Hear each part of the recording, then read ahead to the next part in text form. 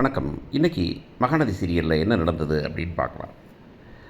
காவேரியை கூப்பிட்டு வரார் மிஸ்டர் விஜய். கூப்பிட்டு வந்து அங்கே டைலர் கடைக்கு வராரு. வந்து பார்த்தா அவர் இங்கே ஆர்டர் எடுத்து தச்சுக்கிட்டு இருக்காருன்னு பார்க்குறாரு. பார்த்தோன்னே வந்துட்டு சொல்கிறார், அவர் இந்த இப்படி தான் ஆர்டர் எடுத்து பண்ணுறாரு.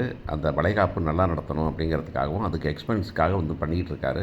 4 நாள் அவங்க தான் பண்ணிகிட்டு இருக்காருன்னு காவேரி அப்படியே மனங்கிழங்கி போயிடுறாங்க. அப்புறம் அவர் வராரு, குமரன் பார்த்துட்டு வாங்கன்னு ஊதுறாரு, சாப்பாடு வாங்கி தரேங்கிறாரு. அப்போ வந்துட்டு ஏன் அம்மா இவ்வளோ கஷ்டப்படுறீங்க அப்படின்னு கேட்டால், என்னம்மா கஷ்டம், 4 நாள் தானே, அதுக்கு தூங்காமல் இருப்பீங்களா அப்படின்னா, இல்லை தூங்காமல் இருந்தால் ஒன்றும் பெரிய பிரச்சனை வந்துடாது அப்படின்னு சொல்கிறாரு. அவர் இன்றைக்கி ஒரு நாள் தானே அப்படின்னு, நான் வந்துடுறேன், இந்த ப்ளவுஸ் கொண்டு கொடுத்துரு அவள்கிட்ட அப்படின்னா உடனே கண் கலங்கி போகிறாங்க. அப்படிங்கிறது ஒரு பக்கம். அங்கே வீட்டுக்கு போகிறாங்க. வீட்டுக்கு போனால் அங்கே வந்துட்டு மாமியார் வந்துட்டாங்க. நம்ம கங்காவோட மாமியார் குமரோட அவங்க அக்காவோட வந்துட்டாங்க. நர்மதா மட்டும் மிஸ்ஸிங் போல் இருக்குது. உடனே வந்துட்டு அங்கே கேட்குறாங்க. கேட்கும்போது வந்துட்டு எங்கே வந்துட்டான் அப்படின்னு, எங்கே போயிட்டான் அப்படின்னு கேட்குறாங்க. அப்போ சொல்கிறாங்க, 4 நாள் அப்படி தான் வர மாட்டேங்கிறாரு அப்படின்னு.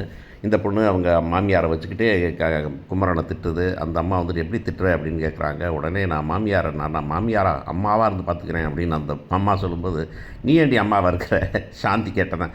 நான் மெத்தனை அம்மா இருக்கேன், நீ மாமியாராக இருந்து மரியாதை கொடு அப்படின்னு சொல்லிடுறாங்க. அப்புறம் திருப்பிட்டு மேக்கப் போட ஆரம்பிக்கிறாங்க. இன்னும் வரல அவர். எல்லாம் ரெடி ஆகிட்டு இருக்காங்க. ரெடி ஆகி பார்த்தாக்க இன்னும் வரல அவர். உடனே இந்த பொண்ணு சத்தம் போடுது. சத்தம் காவேரி சொல்ல மாட்டேங்கிறாங்க.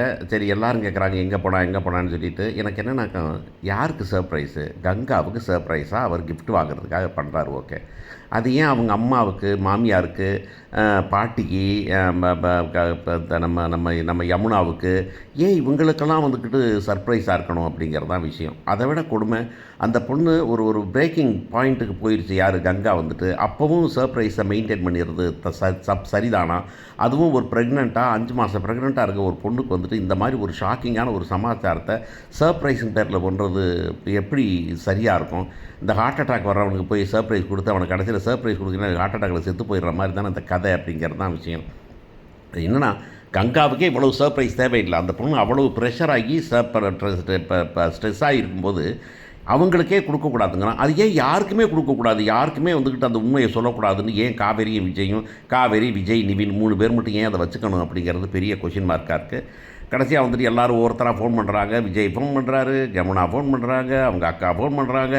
ஃபோன் பண்ணால் அவர் இந்தா வந்துடுறேன், இந்தா 2 நிமிஷம், இந்தா 3 நிமிஷம் அப்படின்னு சொல்லிட்டு வரேங்கிறாரு அப்படிங்கிறது தான். இது ஆக்சுவலி கங்காவுக்கு வந்துட்டு நீங்கள் பண்ணுறது சர்ப்ரைஸ் கொடுக்குறீங்களா, இல்லை வந்துக்கிட்டு நீங்கள் வந்து டார்ச்சர் கொடுக்குறீங்களா அப்படிங்கிறது தான்.